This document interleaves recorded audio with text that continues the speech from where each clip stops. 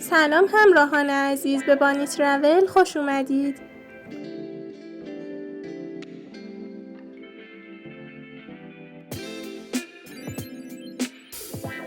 همونطور که میدونید تایلند یکی از توریستی ترین کشورهای آسیا و حتی جهان به شمار میاد.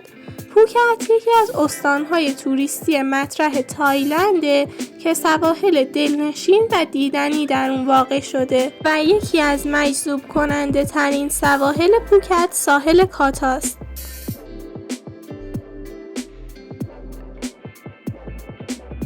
ساحل کاتا از مناطق دیدنی و تفریحی در پوکت به شمار میره و از دو ساحل بزرگ و کوچیک تشکیل شده که با دماغی از هم جدا شدن.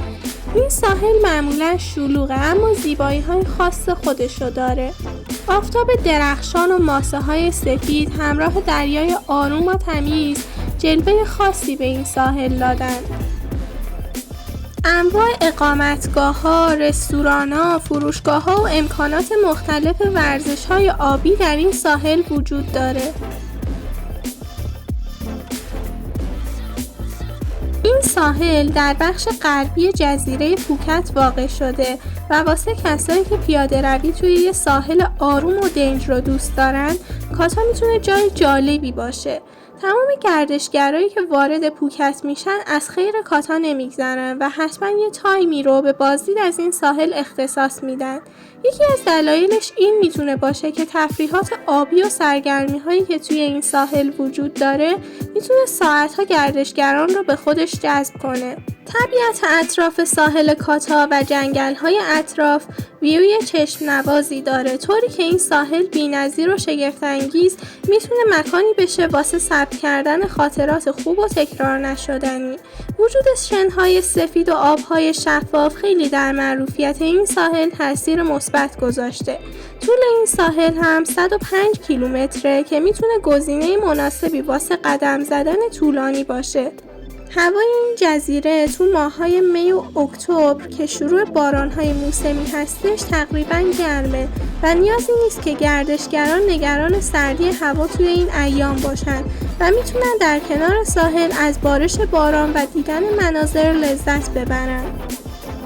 اگه کسی بخواد به ساحل کاتا بره بهتر اول از همه مبدأش مشخص باشه. مثلا اگه توی ساحل پاتونگ هستید اول از همه باید از ساحل کارون عبور کنید و با رانندگی 30 دقیقه‌ای به مقصد برسید.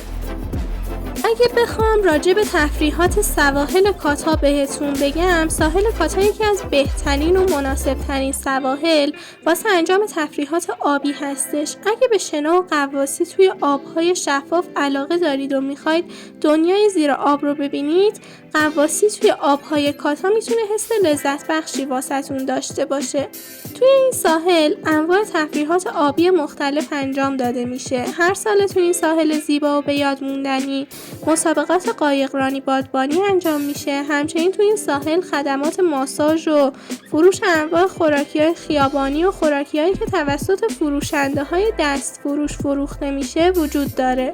تو ساحل کاتا هر روز بازی‌های والیبال ساحلی و فوتبال ساحلی انجام داده میشه که گردشگران زیادی ساعت‌ها به تماشای این مسابقات میشینن. همونطور که گفتم از ماه می تا ماه اکتبر این خلیج واسه موج سواری مناسبه و همچنین از ماه نوامبر تا آوریل ساحل مناسب آفتاب گرفتنه.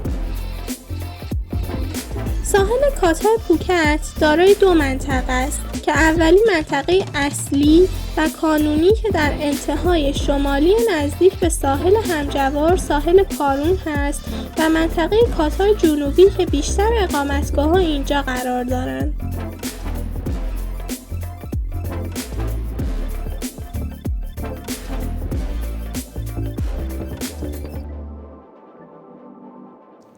بازدید کنندگان ساحل کاتا طیف گسترده‌ای از فروشگاه‌ها و مراکز خرید مثل فروشگاه‌های سوغاتی تایلندی و مینی مارکت‌ها تا بوتیک‌های مد جدید رو در اینجا مشاهده می‌کنن. حالا بعد از اینکه با این ساحل بی‌نظیر آشنا شدی، بگو ببینم اگه یه روز به تایلند بری حاضری از پوکت دیدن کنی؟ راستی سابسکرایب یادت نره، توی ویدیوهای بعدی قرار جاهای جذابتری رو بهتون معرفی کنم.